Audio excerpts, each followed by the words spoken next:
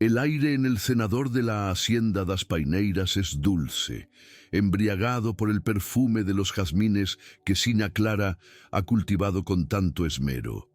Es su santuario personal, el único rincón del mundo donde la opresiva rigidez de la casa grande parece disolverse entre las hojas y las flores, pero al acercarse escucha susurros, voces que no deberían estar allí. Con los pasos silenciados por la hierba, se asoma con cautela entre las enredaderas. La escena que la recibe no es de una violencia explícita, sino de una intimidad que la destroza 1000 veces más. Su marido, el comendador Augusto, está allí, y con él, Rosalina, la esclava que Clara rescató de la miseria cuando era solo una niña, a quien le enseñó a leer, a bordar, a quien amó como a la hija que la naturaleza le había negado. Augusto no la posee con la brutalidad de un amo, sino que sostiene el rostro de Rosalina con una ternura que Clara no ha recibido en años. Los ojos de la joven, que siempre la habían mirado con una devoción casi filial, ahora están fijos en el comendador, en una funesta mezcla de miedo y fascinación. El mundo de Clara se derrumba en un silencio ensordecedor, un vacío que es brutalmente roto por su propio grito, un sonido rasgado, animal, que es mitad dolor y mitad furia, irrumpe en el cenador, y su dedo tembloroso apunta a la muchacha que había sido su obra maestra, su creación. La voz le sale embargada por la hiel de la traición. Nunca debí sacarte del lodo. En aquel instante, el grito de Sina Clara no solo maldijo el presente, sino que prendió fuego a todo su pasado. La niña que había moldeado y el hombre al que había amado se convirtieron a sus ojos en los verdugos de su alma. Y el jardín, que hasta ese momento había sido su único refugio, se transformó en el escenario de una guerra declarada, una guerra donde el amor y el odio serían a partir de entonces dos caras de la misma y afilada moneda. La vida de Sina Clara era, desde hacía mucho tiempo, un matrimonio de frías apariencias. Estaba casada con el comendador Augusto, un hombre influyente y distante, mucho más interesado en las fluctuaciones del precio del café y en los juegos de poder de la corte que en su propia esposa. Su unión había sido un arreglo para consolidar fortunas, no para compartir confidencias. El destino, además, le había negado la maternidad. Estéril y relegada a un segundo plano en la vida de su marido, Clara canalizó toda la fuerza de su afecto frustrado en una sola persona. Rosalina vio a la niña, huérfana y desvalida, en un mercado de esclavos, y un impulso de compasión la llevó a comprarla. La crió en la casa grande, lejos de la brutalidad y el trabajo inhumano de la senzala. Rosalina se convirtió en su proyecto de alma. Le enseñó a comportarse como una dama, a apreciar la música, a leer a los poetas. En ella, Clara depositó todos los sueños y anhelos de una maternidad que nunca llegó. La esclava se transformó en su cría, su dama de compañía, el reflejo viviente de la ternura que habitaba en el corazón de la señora. Sin embargo, los años pasaron y la niña se convirtió en una mujer de una belleza turbadora. Rosalina vivía en un limbo peligroso. Era tratada con una delicadeza inaudita para una esclava, vestía sedas y leía libros, pero legalmente seguía siendo una propiedad, un objeto perteneciente a la familia. El comendador Augusto, sintiéndose desplazado por la obsesión de su esposa con su protegida, comenzó a mirar a Rosalina con otros ojos. Dejó de verla como la hija adoptiva de su mujer y empezó a notar a la mujer que había florecido bajo su techo. Carente de afecto y confundida por su extraña posición en la casa, la joven fue una presa fácil para sus atenciones y sus promesas veladas. Para Augusto, Seducir a Rosalina fue un acto de una crueldad calculada. Fue su forma de vengarse del distanciamiento emocional de su esposa, usando a la criatura que ella más amaba para profanar su santuario.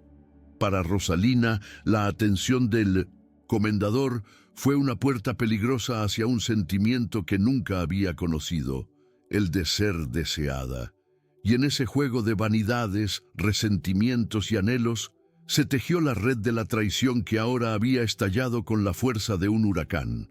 El eco del grito de Siña Clara quedó suspendido en el aire perfumado del jardín, un veneno que marchitó al instante la belleza del lugar. El comendador Augusto, sorprendido en su acto de traición, recuperó rápidamente su máscara de arrogancia. Intentó balbucear una excusa, culpar a la insolencia de la joven, a un malentendido, pero sus palabras eran huecas. Rosalina, por su parte, permanecía inmóvil, una estatua de terror puro, atrapada entre el hombre que era su amo y la mujer que había sido su única madre. La furia ardiente de Clara se extinguió tan rápido como había prendido, dando paso a una calma gélida, a una compostura que era infinitamente más aterradora. Sus ojos se secaron, y en ellos apareció un brillo duro, el de un cristal, en punto de romperse en 1000 pedazos afilados. No le dirigió la palabra a su marido. Su mirada se posó en Rosalina y con una voz desprovista de toda emoción, le ordenó: «Vuelve a la casa. No a la senzala, no al tronco de los castigos, a la casa». La incertidumbre de ese destino era peor que cualquier castigo conocido. Una vez que la figura de Rosalina desapareció, Clara se enfrentó a Augusto. No hubo más gritos ni lágrimas. La conversación fue un duelo de susurros venenosos. «Sé exactamente lo que has hecho», dijo ella, su voz tan tranquila que él tuvo que inclinarse para escucharla. «Esto no fue lujuria, fue un acto para humillarme, y lo has conseguido». Hizo una pausa dejando que las palabras se asentaran. «No habrá un escándalo. Seguiremos siendo marido y mujer ante el mundo. Pero desde hoy, esta casa, mi casa, se regirá por mis reglas». A la mañana siguiente, comenzó el nuevo y terrible régimen. En lugar de enviar a Rosalina a los campos de caña para que el sol y el látigo destruyeran su delicadeza, Clara la convocó a sus aposentos. Le informó que seguiría siendo su criada personal. La joven, que esperaba el peor de los destinos, no entendió. No sabía que el castigo de Clara no buscaría herir su cuerpo, sino aniquilar metódicamente su alma. La primera tarea fue una obra maestra de crueldad psicológica.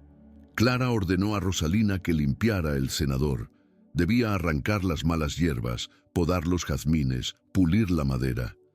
La obligó a pasar el día entero en el escenario de su pecado y de la ruina de su señora, forzándola a revivir a cada instante el momento que lo había destruido todo, siempre bajo la mirada vigilante y silenciosa de Clara desde la ventana. La tortura continuó en la intimidad del hogar. Clara exigió que fuera Rosalina, y solo Rosalina, quien sirviera la cena a la pareja. Cada noche, la joven debía permanecer de pie junto a la mesa, en silencio, mientras el comendador y la siñá representaban la farsa de un matrimonio. Debía servirle el vino al hombre que la acosaba y la comida a la mujer cuyo odio la consumía, un testigo mudo de una paz que era en realidad una guerra sin tregua. El comendador, atrapado en el juego de su esposa, descargaba su frustración en la única persona que podía. Acosaba a Rosalina en los pasillos, susurrándole promesas o amenazas, disfrutando de su miedo. Se había convertido en un prisionero de la guerra fría de su esposa, y Rosalina era el territorio en disputa, un campo de batalla donde él aún podía demostrar su poder. Para Rosalina, la casa se había convertido en una cámara de tortura. La mujer que la había salvado del lodo ahora la hundía en él cada día. El hombre cuya atención la había confundido y halagado se había revelado como un depredador. El amor protector de su madre y el deseo de su amo resultaron ser dos caras de la misma moneda, la posesión. Y en medio de esa terrible revelación, un sentimiento nuevo y peligroso comenzó a nacer en su corazón. Ya no era solo miedo o culpa. Medida que los días se convertían en semanas, una capa de resentimiento, dura y fría como el hielo, comenzó a formarse sobre sus heridas. Dejó de ser una víctima pasiva que solo lloraba en la oscuridad. Se convirtió en una observadora. Comenzó a estudiar a sus carceleros, a entender sus debilidades, a escuchar conversaciones que no debía oír. La desesperación puede forjar destinos inesperados. En el corazón de Rosalina, el instinto de supervivencia comenzaba a transformarse en un plan. Historias como la suya nos demuestran que incluso el alma más atrapada puede encontrar en sus propias cadenas la herramienta para su liberación. Si usted cree en la fuerza que nace de la adversidad, lo invitamos a suscribirse a este canal para que estas crónicas de resiliencia y coraje nunca se pierden en el olvido. El sadismo de Sina Clara se volvió un arte refinado. Un día, abrió un viejo baúl y sacó de él un vestido de muselina blanca, el más hermoso que le había regalado a Rosalina en los tiempos de afecto. Con una sonrisa gélida, le ordenó que se lo pusiera, y con ese vestido, símbolo de su antigua inocencia, la obligó a realizar las tareas más viles: fregar los suelos de piedra de la cocina, vaciar los orinales, limpiar las cenizas de la chimenea. Cada mancha de hollín sobre la tela blanca era una lección, una humillación visual. La seda no puede ocultar la verdadera naturaleza de una persona, le decía Clara con una voz suave y pedagógica, mientras Rosalina, de rodillas, fregaba el suelo. Estaba despojando a la joven de la identidad que ella misma le había construido, obligándola a verse no como una dama, sino como una impostora que había vuelto al fango al que pertenecía. El comendador Augusto, lejos de sentir piedad, vio en el vestido una provocación. La belleza de Rosalina, acentuada por la tela fina incluso en medio de la suciedad, avivó su deseo y su desafío. En un acto de audaz crueldad, acorraló a la joven en la despensa y le entregó un pequeño regalo, un delicado pendiente de perla. No era un gesto de amor, sino una marca de posesión, una forma de decirle a su esposa que lo que era de ella, él también podía reclamarlo. El pendiente se convirtió en un objeto de puro terror para Rosalina. Rechazarlo significaba desatar la furia del comendador. Aceptarlo la hundía aún más en una complicidad que no deseaba. Ocultarlo de la mirada omnipresente de Clara era una tarea imposible. La perla, tan pequeña y hermosa, le pesaba como si fuera una piedra de molino que amenazaba con ahogarla, y como era inevitable, Clara la descubrió. No hubo un interrogatorio, no hubo gritos, simplemente detuvo a Rosalina en un pasillo y con una lentitud deliberada le quitó el pendiente de la oreja.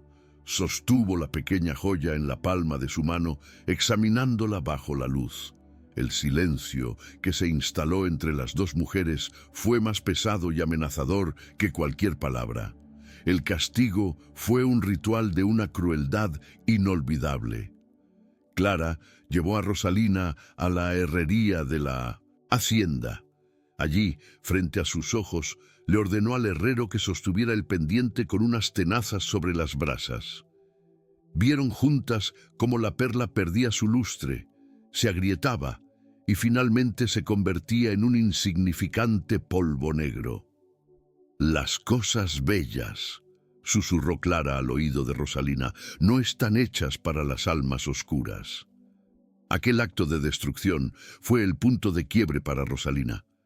Comprendió que el objetivo de Clara no era solo castigarla, sino aniquilarla, reducirla a la nada, borrar cualquier vestigio de la persona que había sido. La última y frágil esperanza de que su madre pudiera perdonarla se extinguió. Entendió que no podía limitarse a sobrevivir a la tortura. Tenía que escapar de ella, sola. Sabía que no podría lograrlo. Necesitaba ayuda, necesitaba aliados en el mundo de las sombras al que había sido devuelta. Su atención se centró en Ifigenia, una esclava mayor que trabajaba en las cocinas. Una mujer de pocas palabras, pero de mirada sabia, que conocía la hacienda y sus secretos mejor que nadie. Rosalina comenzó a acercarse a ella, no con súplicas, sino con pequeños gestos de solidaridad. Un trozo de pan compartido, una ayuda silenciosa en una tarea pesada. Ifigenia, curtida por una vida de prudencia y desconfianza, la observaba con recelo. Involucrarse en las guerras de los señores era el camino más rápido hacia el tronco de los castigos. Puso a prueba a Rosalina con preguntas indirectas, tratando de discernir si la joven todavía se sentía superior o si finalmente había comprendido que su destino estaba atado al de todos ellos. Y Rosalina pasó la prueba. Una noche, junto al calor del fogón de la cocina, no habló de su dolor personal, sino de la jaula invisible en la que todos vivían. Admitió su propia ceguera, su ingenua creencia de que la bondad de una ama podía anular la brutalidad de la esclavitud. Esa confesión, esa aceptación de una identidad compartida, fue lo que convenció a Ifigenia. La anciana asintió lentamente y le dijo: «Ten paciencia, niña, espera la oportunidad». Por primera vez, Rosalina no estaba sola. Su verdadera lucha acababa de empezar. La alianza entre Rosalina e Ifigenia comenzó como un río subterráneo, invisible en la superficie, pero fluyendo con una fuerza constante en las profundidades de la hacienda. Ifigenia, con su red de parientes y ahijados esparcida desde los campos hasta los establos, se convirtió en los ojos y oídos de Rosalina. Y Rosalina, prisionera en el corazón de la casa grande, se convirtió en el puesto de escucha, registrando cada palabra, cada suspiro de la guerra entre sus amos. Clara, al percibir en Rosalina no la desesperación que esperaba, sino una nueva y extraña quietud, ideó un nuevo tormento. Sabiendo que el mayor regalo que le había dado a la joven había sido el don de la lectura, decidió convertirlo en un arma contra ella.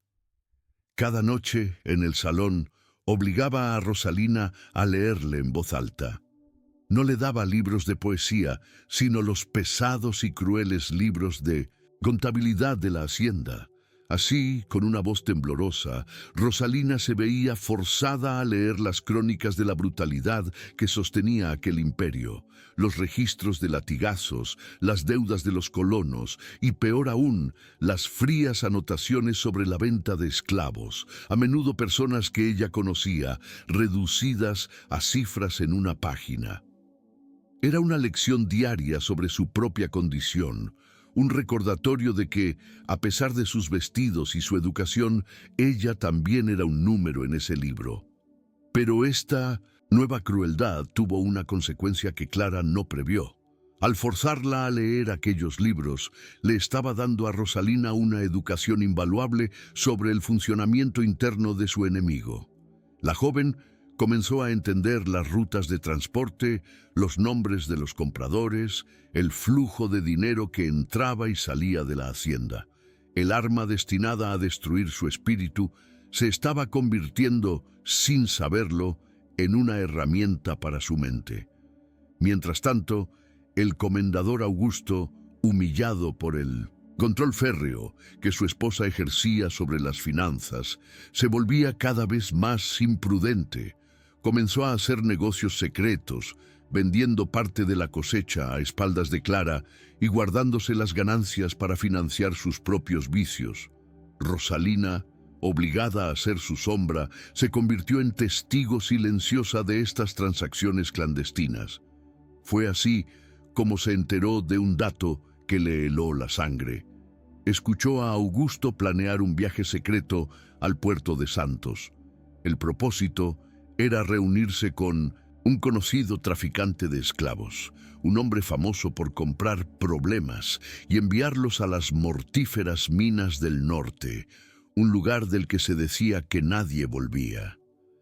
Rosalina no sabía el motivo, pero su instinto de supervivencia le gritaba que ese viaje estaba relacionado con ella. Le transmitió la información a Ifigenia, quien no tuvo dudas sobre su significado. Venderla era la solución perfecta para el comendador. Eliminaría al testigo de su infidelidad y a la causa de la guerra con su esposa, de un solo golpe. La amenaza ya no era la tortura psicológica de Clara, sino la aniquilación física a manos de Augusto. «Ese viaje es tu única oportunidad», le susurró Ifigenia a Rosalina en la oscuridad de la cocina. «Cuando el gato no está, los ratones bailan. La hacienda estará revuelta con su partida. Será ahora o nunca». Por primera vez, el sueño de escapar dejó de ser una fantasía lejana y se convirtió en un plan concreto y urgente.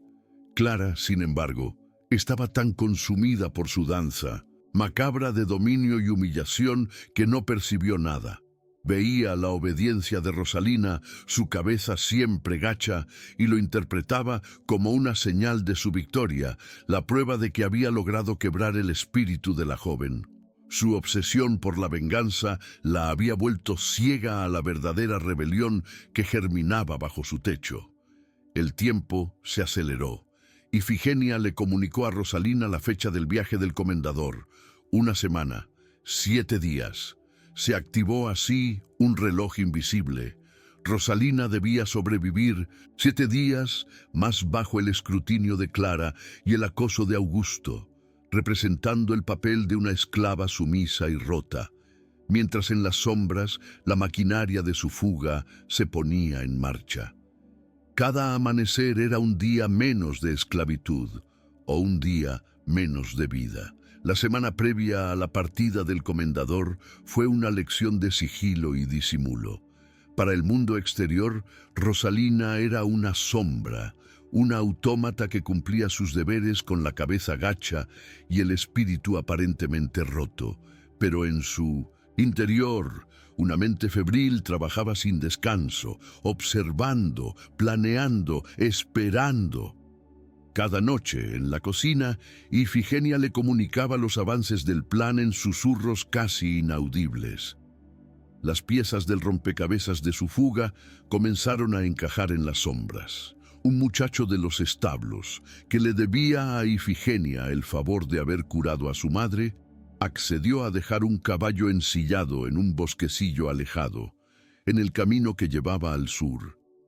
En la despensa, pequeñas porciones de carne seca y pan duro desaparecían, formando un modesto fardo de provisiones para el viaje. La crueldad de Clara, irónicamente, se convirtió en una aliada inesperada.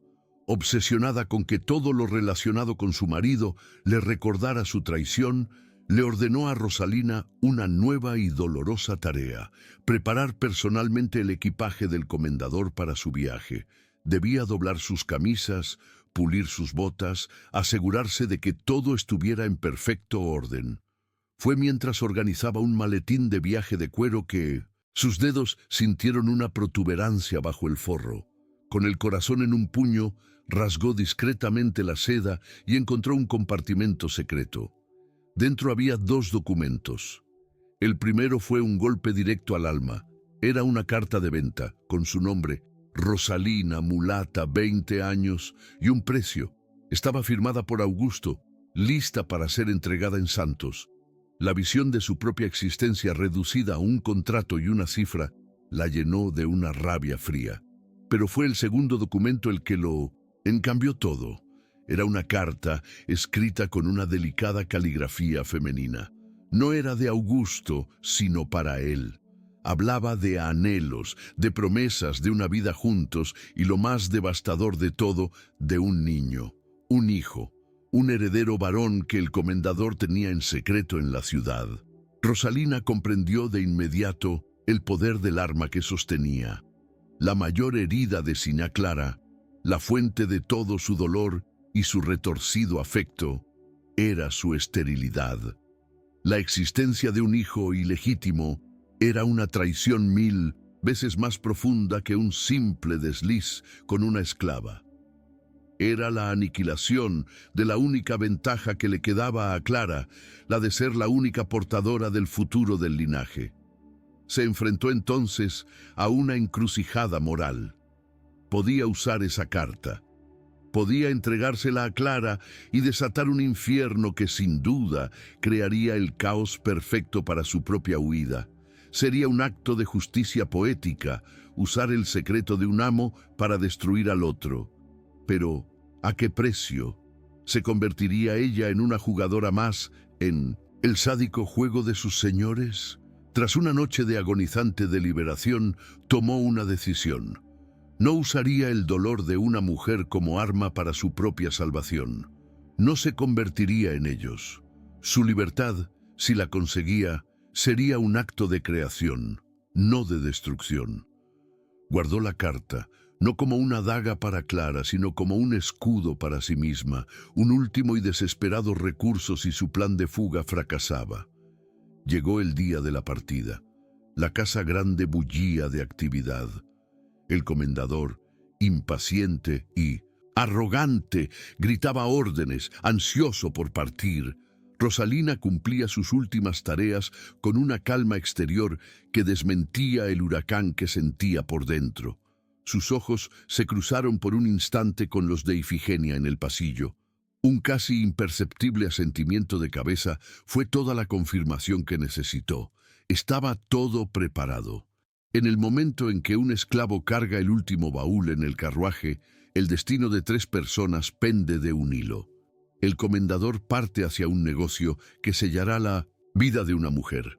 La Siñá observa desde la ventana, creyendo haber ganado su guerra de voluntades, y la esclava se prepara para su propia partida, una apuesta a todo o nada por la libertad.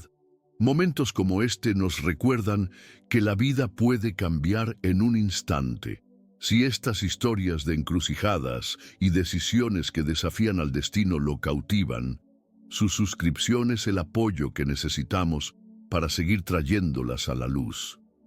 El carruaje del comendador Augusto se perdió en el recodo del camino, levantando una nube de polvo que tardó en asentarse. Desde el ventanal de su salón, Siná Clara observó su partida con una sonrisa helada y victoriosa. Para ella, aquel viaje era una huida, la rendición de su marido ante la guerra de nervios que ella había orquestado. Se permitió saborear, en la quietud de su casa ahora libre de él, lo que creía era el dulce néctar de su triunfo. Rosalina, mientras tanto, continuaba con sus tareas, con cada músculo de su cuerpo tenso por la expectación.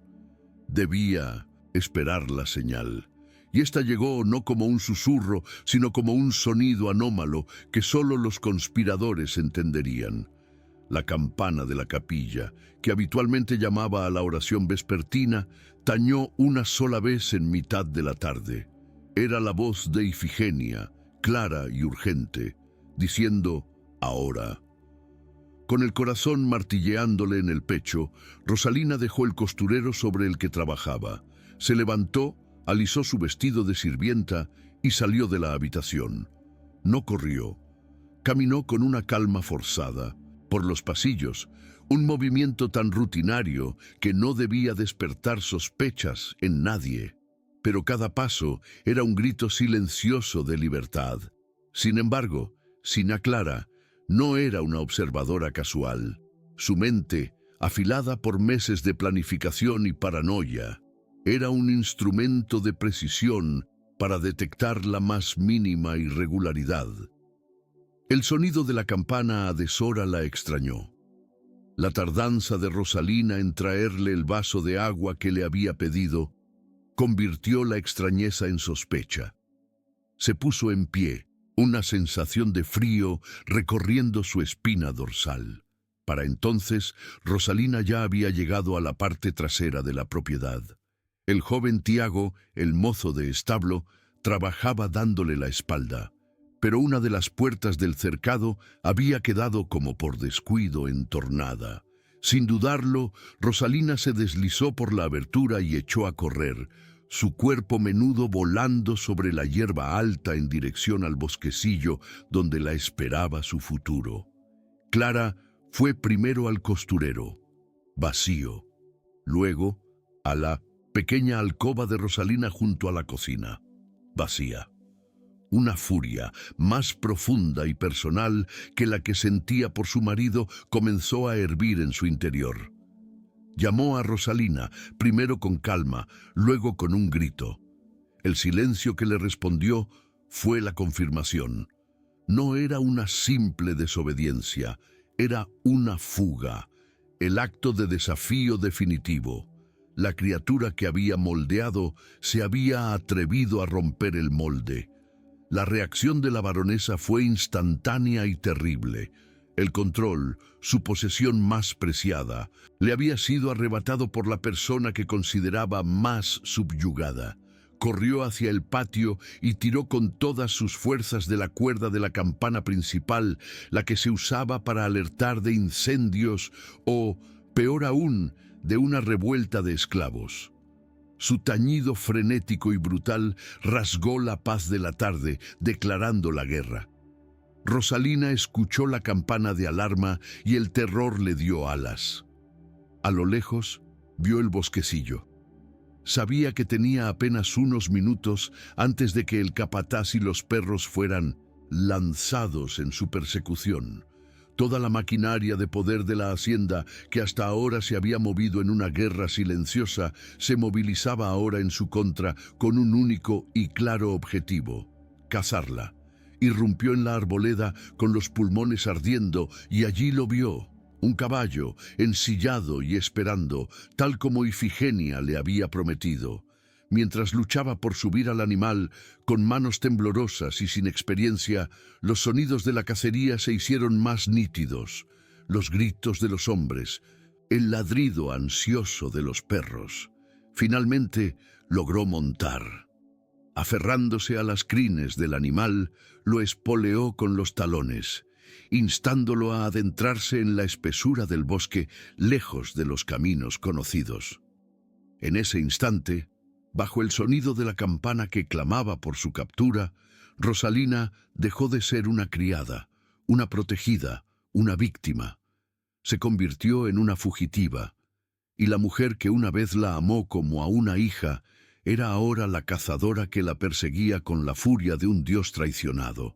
Desde el balcón de la casa grande, Siña Clara observaba la cacería como una reina observaría una batalla desde los muros de su castillo. Su rostro era una máscara de una furia fría y concentrada. Cuando el capataz, un hombre brutal llamado Amancio, se presentó para recibir sus órdenes, ella fue precisa. «Tráigamela», dijo, su voz tan afilada como un trozo de hielo. «Viva, la quiero viva».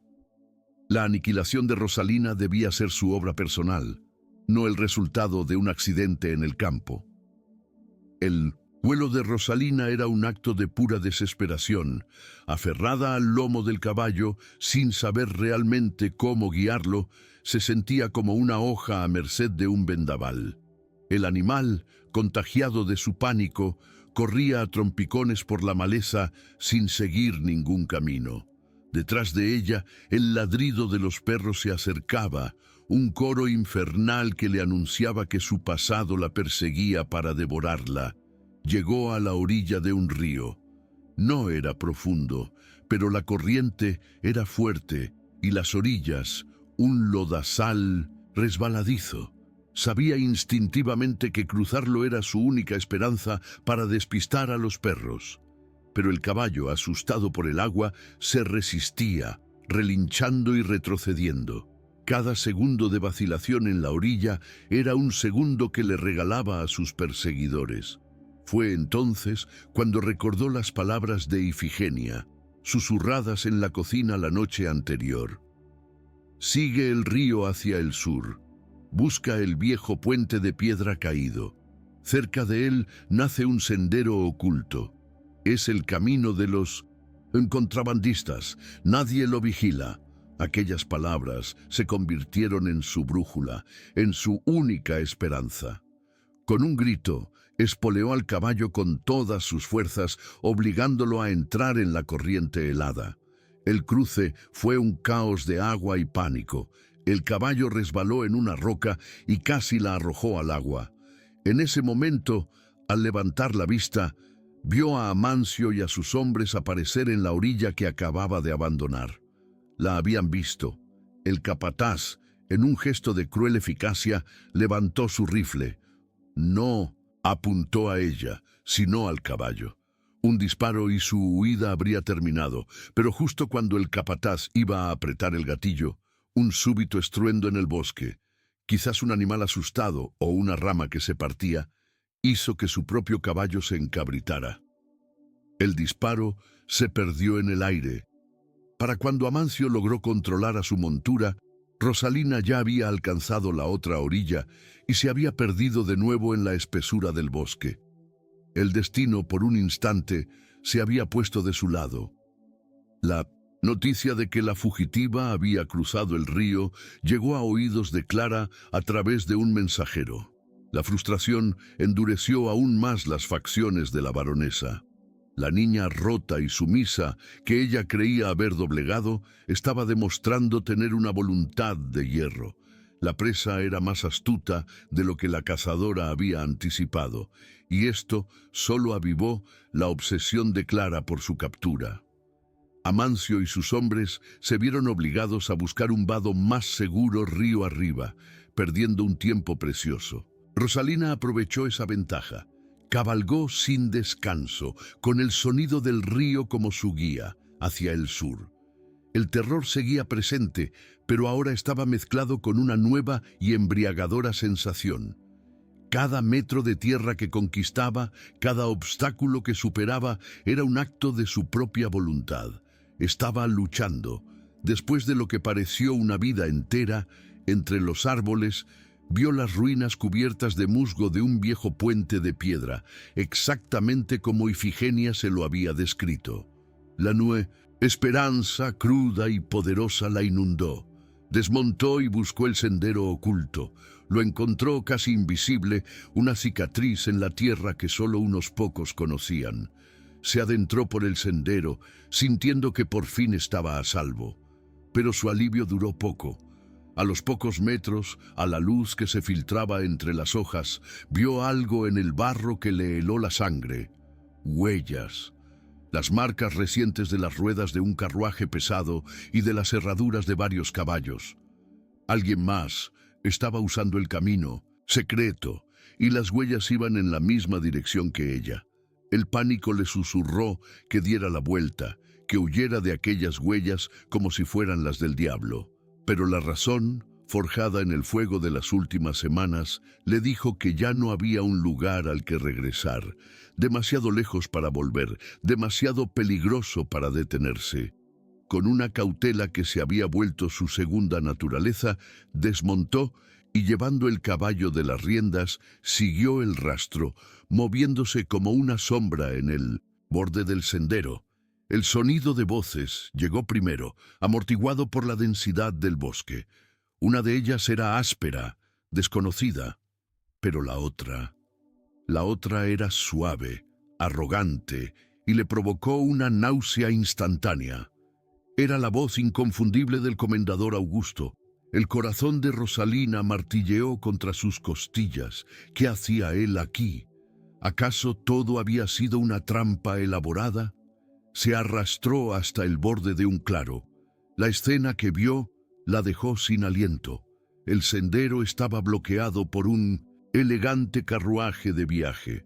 Junto a él, el comendador discutía acaloradamente con dos hombres de aspecto rudo, y entonces la puerta del carruaje se abrió y de él descendió una mujer de ciudad, elegantemente vestida, que llevaba de la mano a un niño pequeño, un varón de unos 4 o 5 años, la mujer de la carta, su hijo. La verdad la golpeó con la fuerza de un rayo. El viaje del comendador a Santos había sido una mentira para su esposa. Este camino secreto era su verdadera ruta de escape. No iba a vender a una esclava. Iba a abandonar a su esposa, su hacienda, su vida entera, para huir con su amante y su hijo ilegítimo, el heredero que Clara nunca pudo darle. Y en ese instante, Rosalina comprendió la verdadera y cruel dimensión de su papel en toda la historia. Su seducción, la intimidad en el senador, la guerra fría con Clara. Nada de eso había sido realmente por ella. Había sido una cortina de humo, una distracción genial y sádica para mantener a la baronesa obsesionada, ciega y ocupada en su propia casa, mientras su marido saqueaba las arcas de la familia y planeaba su verdadera traición. Rosalina no fue el crimen, fue el señuelo. Justo cuando esta revelación la dejaba sin aire, escuchó el sonido que más temía, el ladrido de los perros y los gritos de hombres a sus espaldas. Amancio, el capataz, había encontrado el rastro. En un giro del destino tan improbable como terrible, todos los actores de la tragedia estaban a punto de converger en aquel pequeño claro escondido en el corazón del bosque. El capataz y sus hombres irrumpieron en el claro y se detuvieron en seco. La confusión se pintó en sus rostros. Allí estaba su presa, la esclava fugitiva. Pero allí estaba también su amo, el comendador, a quien creían a kilómetros de distancia camino a Santos, y estaba acompañado de una mujer y un niño desconocidos. La colisión de dos realidades imposibles los dejó paralizados. El enfrentamiento fue inmediato, no con Rosalina, sino entre los dos, hombres del comendador. «Señor comendador», balbuceó Amancio, «la señá baronesa ha ordenado la captura de la fugitiva». Augusto, con el rostro pálido por haber sido descubierto, intentó imponer su autoridad. «Olviden a la esclava y vuelvan a la casa. Es una orden». Pero su autoridad estaba hecha jirones. Su presencia en aquel lugar era una traición que Amancio, un hombre de la baronesa en todo menos en el nombre, no podía ignorar. En medio de aquel caos, con las dos facciones de su opresión enfrentadas, acusándose mutuamente de traición y desobediencia, Rosalina vio su oportunidad. Era un pequeño resquicio en la tormenta, un instante en el que nadie, absolutamente nadie, le prestaba atención. No lo dudó, retrocedió en silencio, montó su caballo y tomó una pequeña bifurcación del sendero que Ifigenia le había mencionado, una ruta de escape final. Mientras el marido y el capataz de la esposa discutían sobre a quién pertenecía su lealtad, Rosalina se desvaneció entre los árboles. Su verdadera fuga no fue una carrera desesperada, sino un acto de inteligencia silenciosa, posible gracias a la implosión del mundo de sus enemigos. Dejó atrás al comendador y su familia secreta, a los cazadores de la baronesa y a toda la red de mentiras y odios de la hacienda das Paineiras, cabalgando sola hacia su propia y anónima libertad. El enfrentamiento en el claro del bosque fue un teatro del absurdo. El comendador, cuya autoridad se basaba en el miedo y el título, se encontró con que no tenía ninguna de las dos cosas. Amancio, el capataz, era un hombre pragmático. Su lealtad no era a la persona del varón, sino al poder que emanaba de la hacienda das Paineiras. Y en ese momento, todo el poder residía en la baronesa. Cuando ambos se dieron cuenta de que Rosalina había desaparecido, la discusión terminó. Amancio había tomado una decisión. El regreso a la casa grande fue una procesión fúnebre. El comendador Augusto, su amante y su hijo no volvieron como amos, sino como prisioneros de sus propios hombres. La marcha fue silenciosa, una humillación andante bajo la mirada atónita de los esclavos que salían de los campos. El hombre que había partido esa mañana como un patriarca en control de su destino, Regresaba como un adúltero y un ladrón, descubierto y despojado de toda dignidad.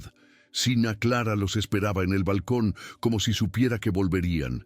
Vio a su marido, a la mujer desconocida y al niño que se aferraba a la mano de su padre. No necesitó hacer preguntas. Lo comprendió todo en una sola y devastadora mirada. La traición no había sido solo en su cama, sino en toda su vida. Él no solo había buscado placer en otros brazos, había construido otra vida, otro linaje a sus espaldas. No hubo más gritos entre ellos. El odio de Clara había alcanzado una temperatura tan alta que se había vuelto blanco, silencioso. Augusto se paró ante ella en el patio, incapaz de articular palabra, desnudo de todas sus mentiras. Ella lo miró, no con ira, sino con un desprecio tan absoluto que era casi indiferencia. El profundo y complicado dolor que sentía por la traición de Rosalina se vio de repente eclipsado por el desdén simple y llano que sentía por aquel hombre patético. Su veredicto fue pronunciado con una calma aterradora. No lo enviaría a un sanatorio, pues eso sería admitir que se había casado con un loco. No se divorciaría, pues eso sería admitir su propio fracaso ante la sociedad. En lugar de eso, dictó una sentencia mucho más cruel, una muerte en vida. Augusto fue desterrado de la casa grande. Se le ordenó vivir en una de las casas más remotas de la propiedad, una que antes ocupaba un administrador de bajo rango. Fue despojado de todo control financiero y de cualquier vestigio de autoridad. Viviría como un fantasma en las tierras de su esposa, un recordatorio perpetuo y humillado de su propia caída. A su amante y a su hijo se les dio una pequeña suma de dinero y se les envió lejos, con la advertencia de no volver jamás. Clara había ganado. Su victoria era total, el marido derrotado, la protegida ingrata desaparecida. Volvió a entrar en su casa silenciosa y se sentó en su salón perfectamente ordenado, pero la victoria tenía el sabor de las cenizas. El amor maternal, aunque posesivo, y el odio conyugal, aunque doloroso, habían sido los motores de su existencia. Ahora no quedaba nada, solo un orden impecable, un silencio profundo y el perfume de los jazmines de un jardín que ya no ofrecía consuelo. Lejos de allí, Rosalina cabalgaba sin descanso. El sol comenzaba a ponerse cuando por fin se sintió lo suficientemente lejos como para detenerse junto a un arroyo. Mientras el caballo bebía, ella metió la mano en su vestido y sacó la carta arrugada, la prueba del secreto del comendador. La sostuvo por un momento. Era un arma de un poder inmenso, un arma que al final no había necesitado usar. Representaba todo el mundo de intrigas, mentiras y crueldad del que acababa de escapar. Ya no la necesitaba como escudo, ni la deseaba como daga. En un gesto final de liberación, rompió la carta en pequeños pedazos y los arrojó a la corriente del arroyo. Vio cómo el agua se llevaba las palabras, disolviendo el último vínculo que la ataba a la hacienda das Paineiras. No solo escapaba de sus amos, se liberaba de sus secretos, giró su caballo hacia el camino y sin mirar atrás, cabalgó hacia un horizonte que por primera vez le pertenecía solo a ella. Pasaron los años. En la hacienda das Paineiras, el tiempo parecía haberse congelado. En el instante de la victoria de Sina Clara, su vida se convirtió en un ritual de orden y control. Dirigía su imperio de café con una habilidad formidable, aumentando su fortuna y su leyenda. Era la baronesa de hierro, una figura de poder y respeto, pero su casa grande se había convertido en un museo de su dolor. Cada objeto un recordatorio de un amor que se había podrido. A menudo, en la soledad de las noches, se encontraba a sí misma vagando por los pasillos silenciosos. No la acosaban los fantasmas de los muertos, sino los de las posibilidades perdidas. ¿Y si su amor por Rosalina hubiera sido menos posesivo? ¿Y si hubiera encontrado en su corazón una brizna de perdón? Eran preguntas que desterraba con furia durante el día, pero que regresaban en la quietud de la noche, susurrando que su victoria era, en realidad, una condena perpetua. El comendador Augusto, mientras tanto, se marchitó en su exilio interno. Privado de su estatus, de su familia secreta y del poder que había sido su única razón de ser, se hundió en el alcohol y la autocompasión. Murió unos años después, una figura patética y olvidada en su propia tierra. Su muerte fue registrada en los libros de la Hacienda con la misma fría precisión con que se anotaba la pérdida de un animal de carga. Muy lejos de allí, una historia diferente se estaba escribiendo. Rosalina llegó a una de las nuevas provincias del sur, una tierra de pioneros donde el pasado de una persona importaba menos que la fuerza de sus brazos. Se deshizo de su nombre de esclava y adoptó uno nuevo, sencillo y anónimo. Fue su primer acto de verdadera creación, el nacimiento de sí misma. Con una determinación forjada en el infierno de la casa grande, comenzó de nuevo. Utilizó las habilidades que Clara le había enseñado, no para servir, sino para prosperar. Trabajó como costurera, su habilidad para el bordado, antes un adorno de su servidumbre, se convirtió en el cimiento de su independencia. El amor, cuando llegó, no fue el deseo depredador de un amo ni el afecto asfixiante de una señora, sino el amor tranquilo y respetuoso de un hombre sencillo, un carpintero que vio en ella no su pasado, sino su inmensa resiliencia. Un hombre que no buscaba poseerla, sino construir una vida a su lado. Y construyeron una familia, tuvieron hijos que nacieron y crecieron libres, sin conocer más jaula que la del abrazo de sus padres. Al enseñarles a leer, Rosalina reclamó la educación que había recibido, purificándola de su origen venenoso y transformándola en un legado de libertad.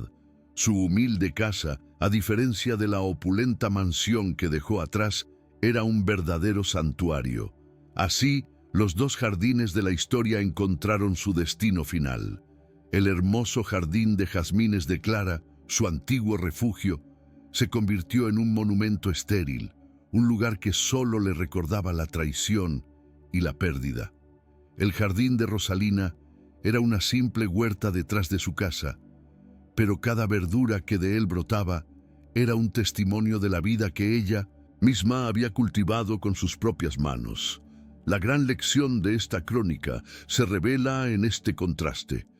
Sina Clara salvó a Rosalina del lodo de un mercado de esclavos, pero solo para mantenerla como una flor exótica en el jarrón de cristal de su afecto. El viaje de Rosalina nos demuestra que la verdadera salvación no consiste en ser rescatado por un amo, por benévolo que parezca. La verdadera y única salvación reside en encontrar la fuerza para salir del lodo por nuestros propios pies. Aunque el camino esté lleno de espinas, es la conquista de la propia autonomía, el acto más revolucionario de todos, y esa es una victoria que nadie, ni el más poderoso de los amos, nos puede arrebatar. El amor, en esta crónica, se nos revela en sus formas más extremas y peligrosas. El amor de Sina Clara por Rosalina, aunque nacido de un sentimiento genuino, se convirtió en posesión. Era el amor de una artista por su obra maestra, un amor que exige perfección y gratitud, pero que no tolera la independencia. Este tipo de afecto, que busca moldear al otro a nuestra imagen y semejanza, no es un refugio, sino una jaula, por muy dorados que sean sus barrotes. Ofrece la ilusión de seguridad, pero su precio es la anulación del ser. El viaje de Rosalina no fue una huida del amor, sino la rebelión contra esa forma asfixiante de querer. El deseo del comendador, por otro lado, fue el abuso disfrazado de atención, el poder ejerciendo su dominio bajo la máscara de la seducción. El escape de Rosalina fue, por tanto, un acto de doble liberación. Se liberó de las cadenas de la posesión de su señora y de las garras del abuso de su amo. Esto nos obliga a plantear una pregunta incómoda. ¿Qué es más cruel? ¿El odio declarado de un enemigo o un amor que te exige que dejes de ser tú mismo para poder recibirlo? La respuesta parece clara. Cualquier relación que no promueva la libertad del otro es una forma silenciosa de tiranía. La tragedia de Clara es que nunca pudo escapar de su propio pasado. Su vida fue una reacción constante a sus heridas, su infertilidad, su matrimonio vacío y finalmente la traición que lo consumió todo.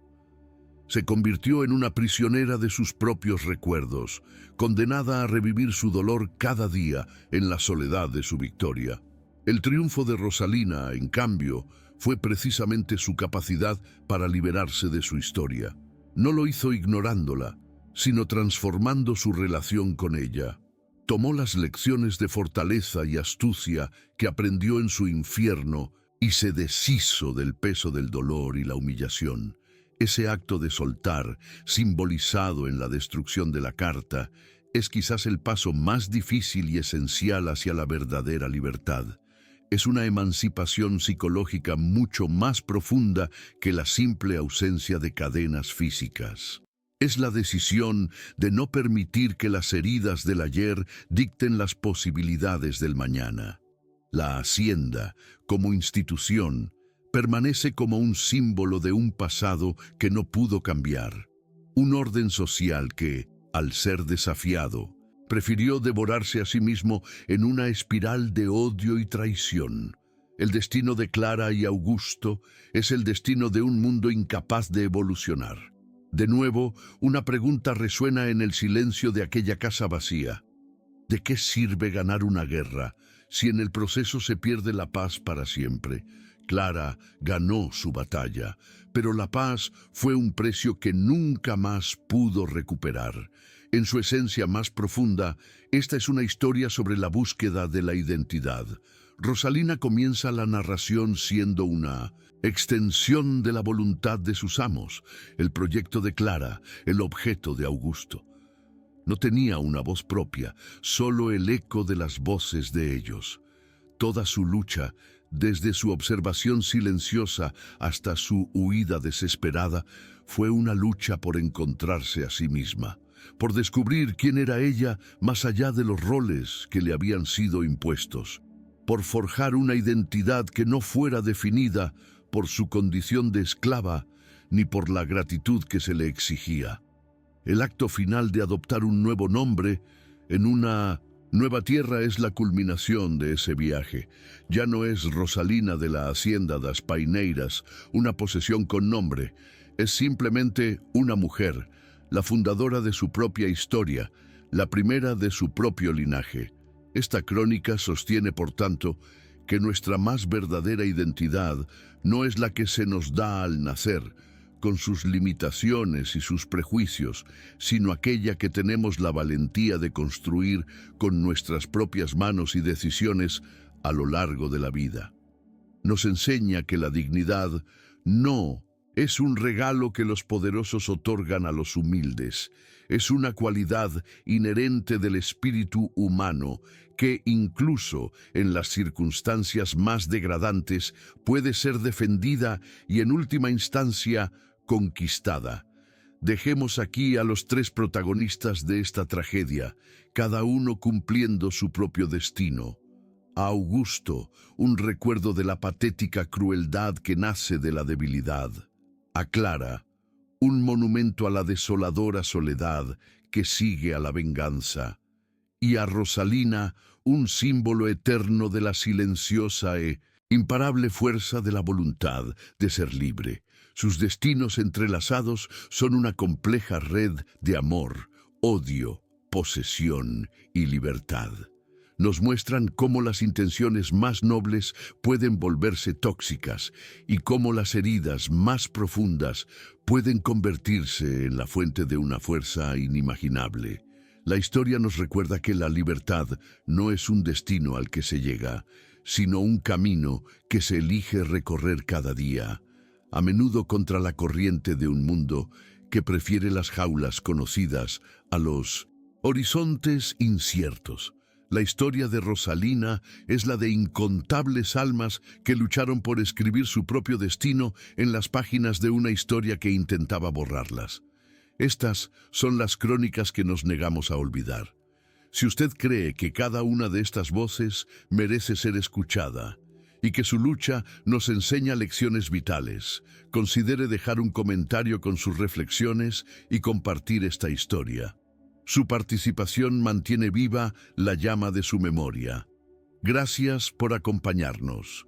Y que nunca olviden que la jaula más difícil de abrir no es la que nos imponen los demás, sino la que a veces construimos dentro de nuestro propio corazón. En su esencia más profunda, esta es una historia sobre la búsqueda de la identidad. Rosalina comienza la narración siendo una extensión de la voluntad de sus amos. El proyecto de Clara, el objeto de Augusto. No tenía una voz propia, solo el eco de las voces de ellos. Toda su lucha, desde su observación silenciosa hasta su huida desesperada, fue una lucha por encontrarse a sí misma, por descubrir quién era ella más allá de los roles que le habían sido impuestos, por forjar una identidad que no fuera definida por su condición de esclava ni por la gratitud que se le exigía. El acto final de adoptar un nuevo nombre en una nueva tierra es la culminación de ese viaje. Ya no es Rosalina de la Hacienda das Paineiras, una posesión con nombre. Es simplemente una mujer, la fundadora de su propia historia, la primera de su propio linaje. Esta crónica sostiene, por tanto, que nuestra más verdadera identidad no es la que se nos da al nacer, con sus limitaciones y sus prejuicios, sino aquella que tenemos la valentía de construir con nuestras propias manos y decisiones a lo largo de la vida.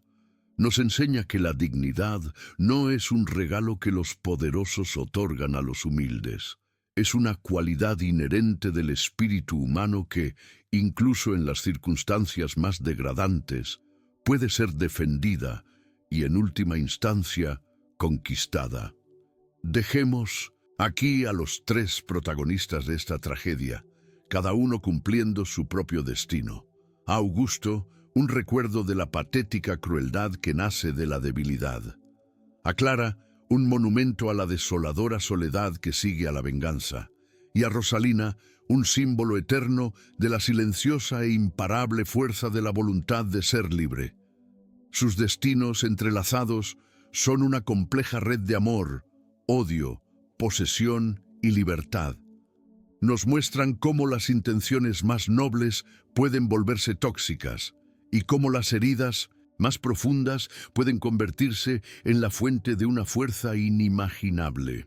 La historia nos recuerda que la libertad no es un destino al que se llega, sino un camino que se elige recorrer cada día, a menudo contra la corriente de un mundo que prefiere las jaulas conocidas a los horizontes inciertos. La historia de Rosalina es la de incontables almas que lucharon por escribir su propio destino en las páginas de una historia que intentaba borrarlas. Estas son las crónicas que nos negamos a olvidar. Si usted cree que cada una de estas voces merece ser escuchada y que su lucha nos enseña lecciones vitales, considere dejar un comentario con sus reflexiones y compartir esta historia. Su participación mantiene viva la llama de su memoria. Gracias por acompañarnos. Y que nunca olviden que la jaula más difícil de abrir no es la que nos imponen los demás, sino la que, a veces, construimos dentro de nuestro propio corazón.